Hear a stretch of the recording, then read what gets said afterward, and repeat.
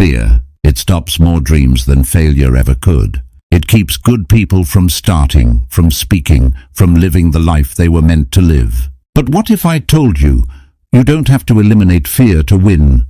You just have to understand it. Rohn once said, fear is not something to get rid of, it's something to master. Because the same emotion that can paralyze you can also protect you, sharpen you, and push you to grow. When you learn to direct fear instead of obey it, you'll never fear again in the same way. Let's talk about how the invisible enemy, fear, rarely shouts. It whispers. It says, what if you fail? And you hesitate. It says, what will they think? And you stay quiet. It says, you're not ready yet. And another year passes. Fear is clever. It doesn't fight you head on. It disguises itself as logic, patience, or realism. But underneath, it's just insecurity wearing a mask. Rohn taught that the first step to defeating fear is awareness. You can't fight what you don't name. So name it. Write it down. Face it. Because the moment you bring fear into the light, it loses half its power. Courage is a decision. People think courage means the absence of fear. Not true. Courage is acting in spite of fear. The soldier feels fear. The speaker feels fear. The entrepreneur feels fear. They just decide that growth matters more. Rohn said, we all must suffer one of two pains, the pain of discipline or the pain of regret. Fear wants you to choose regret, because regret is quiet, comfortable, familiar. Discipline is uncomfortable but temporary. Regret is comfortable but permanent. Every time you act while afraid, you weaken fear's hold. Every time you avoid, you feed it. So choose courage, even in small doses. Speak when you're nervous. Start when you're uncertain. Show up when you'd rather hide. That's how bravery is built, one small defiance at a time. The philosophy behind fear. Fear isn't the problem. Your philosophy about fear is, if you see fear as a wall, you'll stop. If you see it as a signal, you'll move smarter. Rohn used to say, don't wish for less fear, wish for more skill. When you get better, fear gets smaller, because competence breeds confidence. Most people try to remove fear from their life. That's impossible and unnecessary. Fear is simply energy asking for direction. Point it toward preparation, learning, and action. The secret isn't escaping fear, it's educating it. The story of two salesmen. Rohn often told a story about two new salesmen. Both made their first 10 calls. Both got 10 rejections. The first man said, I knew it wouldn't work. I'm not cut out for this. He quit. The second said, only 10 down, 90 to go until I find my yes. He kept going. Same fear. Different philosophy. One saw rejection as proof of failure. The other saw it as part of progress. Fear left the second man because his mind was focused on the math, not the emotion.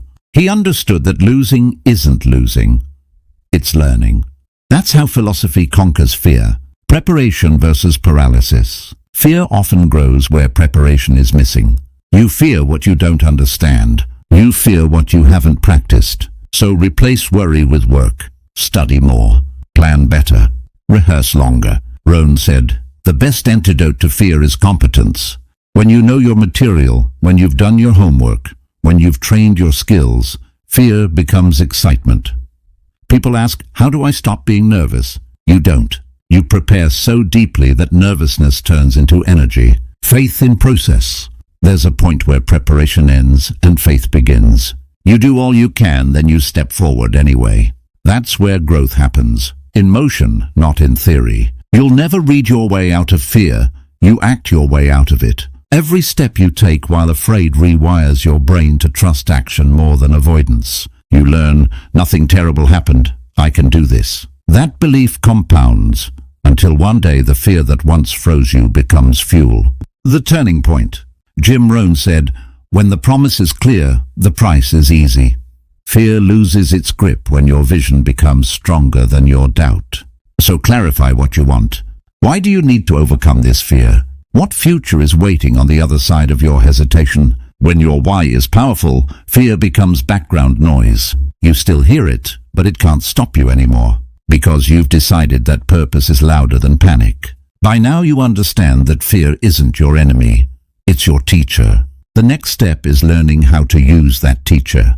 Because if you can turn fear into fuel, you'll move from hesitation to momentum, from self-doubt to self-mastery.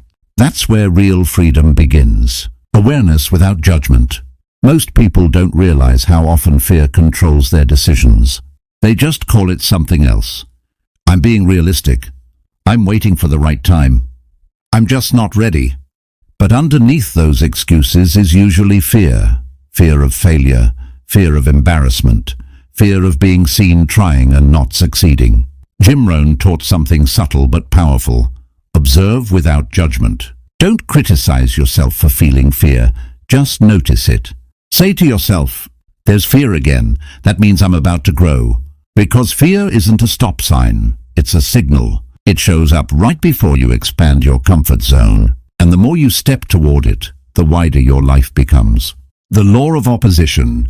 Rohn said, for every action, there's an equal and opposite reaction. That's not just physics, that's philosophy. Fear exists because courage exists. Weakness exists so you can discover strength. Doubt exists to reveal faith. You can't develop bravery in a life with no danger. You can't develop confidence without uncertainty. Fear is proof that there's something meaningful ahead. It's the tension that stretches you toward your potential. So when fear appears, don't shrink, stretch. Instead of saying, I'm afraid, say, I'm being invited to grow. Action dissolves anxiety. Fear feeds on inactivity. The longer you wait, the bigger it grows. That's why overthinkers rarely start. They've fed fear with too much time. The antidote is movement. Take a small action immediately after a fearful thought. Don't debate it, don't analyze it, move. Call the client, send the message, record the video, speak up in the meeting. Because motion creates clarity, and clarity destroys fear.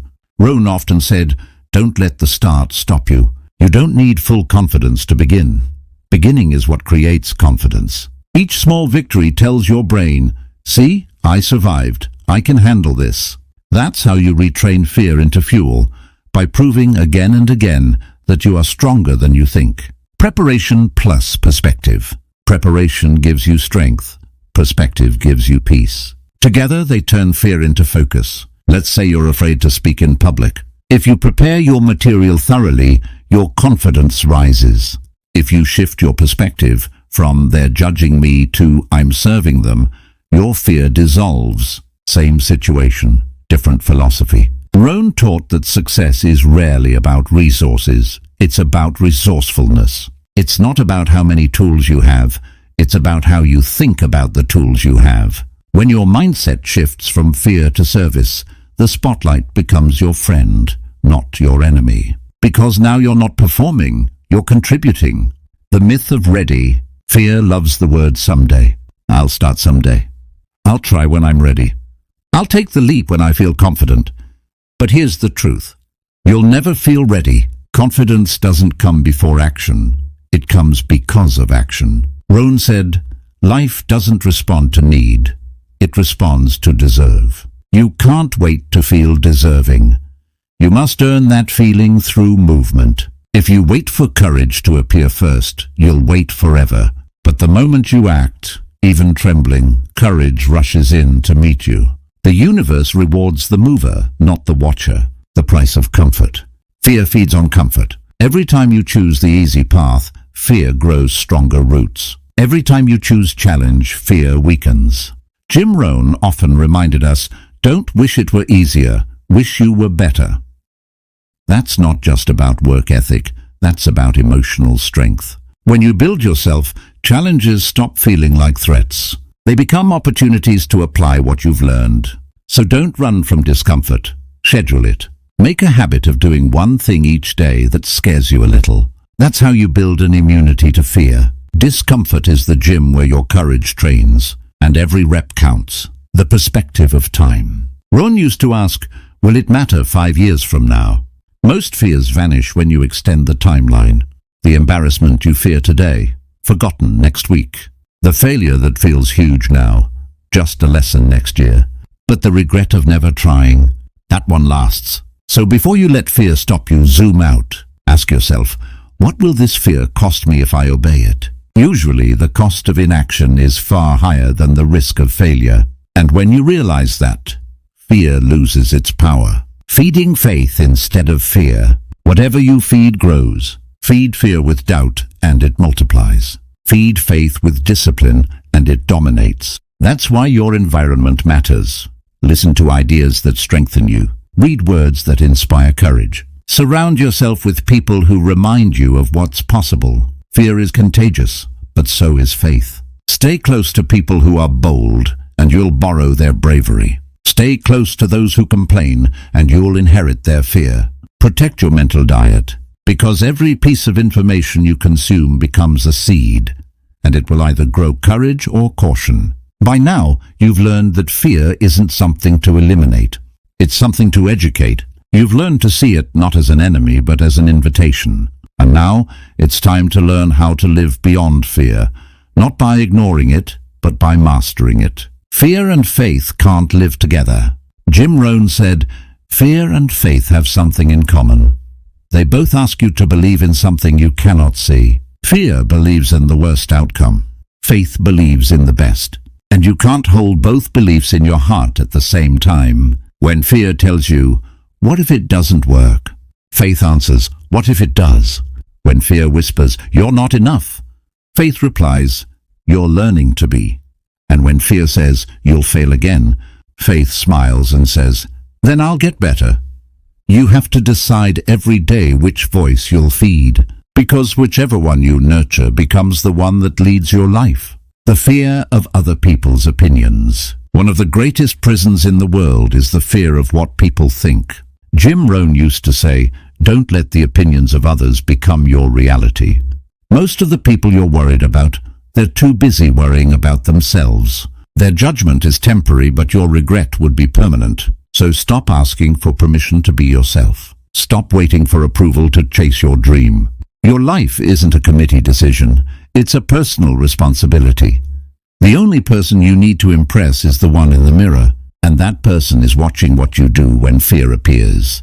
Do you step forward or do you shrink? Every choice builds or breaks your self-respect. And self-respect is the ultimate confidence, the power of purpose. You can't defeat fear by fighting it. You defeat it by replacing it.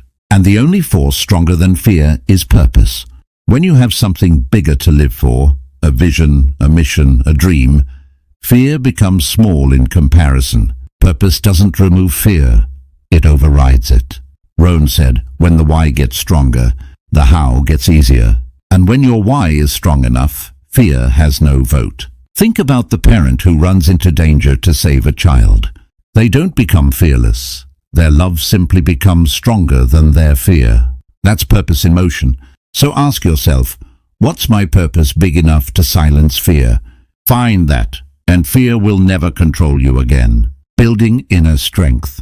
You can't build a fearless life with weak habits. If you want a strong mind, you need strong routines. Start simple. Wake up early. Read daily. Exercise discipline. Keep promises to yourself. Each small discipline builds self-trust, and self-trust is the foundation of courage. Rohn said, "Success is nothing more than a few simple disciplines practiced every day." The same is true for confidence. Confidence isn't a gift. It's a byproduct of consistent self-respect. When you live in alignment with your values, fear loses its argument against you. It can't tell you you're not enough when your actions prove you are. The gift hidden in fear. It sounds strange, but fear is often a gift in disguise. It shows you exactly where your next level is hiding. The project that scares you. That's where your growth lives. The conversation you've been avoiding. That's where freedom waits. The dream that feels too big. That's where destiny starts whispering. Fear doesn't appear to stop you. It appears to point you. And once you realize that, you begin to see fear as a compass. When you feel it, don't run. Lean in. Say, there it is, my next step. Because on the other side of that fear is always expansion. Learning from every defeat. No one conquers fear without facing failure. But failure isn't final, it's feedback. Jim Rohn said, "Don't wish for less problems, wish for more wisdom." Fear turns every failure into shame.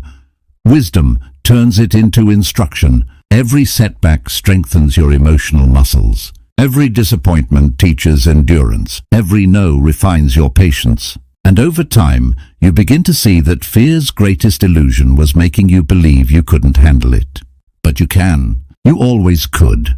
That realization is liberation, the quiet confidence of the wise. There's a certain peace that comes when fear no longer runs your life. You don't need to prove yourself. You don't need to control everything. You've learned to trust the process. Rohn used to say, life is not just the passing of time, it's the collection of experiences and lessons. When you face fear and win, you collect wisdom. And that wisdom gives you a calm kind of confidence. Not loud, not showy, but steady. It's the confidence of a person who knows they can survive discomfort. They've faced storms before and walked out stronger. They no longer seek an easy path, they seek a meaningful one. That's what living beyond fear really means. The final message: fear will still visit you. It will still whisper from time to time. But from now on, you'll recognize its voice. And you'll smile. Because you've learned that fear isn't a wall, it's a door. And behind that door is everything you've been asking life for. Rohn said it best. We must all face the choice between the pain of discipline or the pain of regret. Fear wants you to choose regret. Wisdom asks you to choose discipline. So the next time fear shows up, say this: thank you for showing me where to grow, but I'm going anyway. And when you do, you'll feel something powerful happen. The fear that once ruled you will start to respect you. It will step aside and let you pass. Because you'll have proven the truth that changes everything. You were never meant to live in fear. You were meant to lead it. And when you finally understand that, you'll never fear again.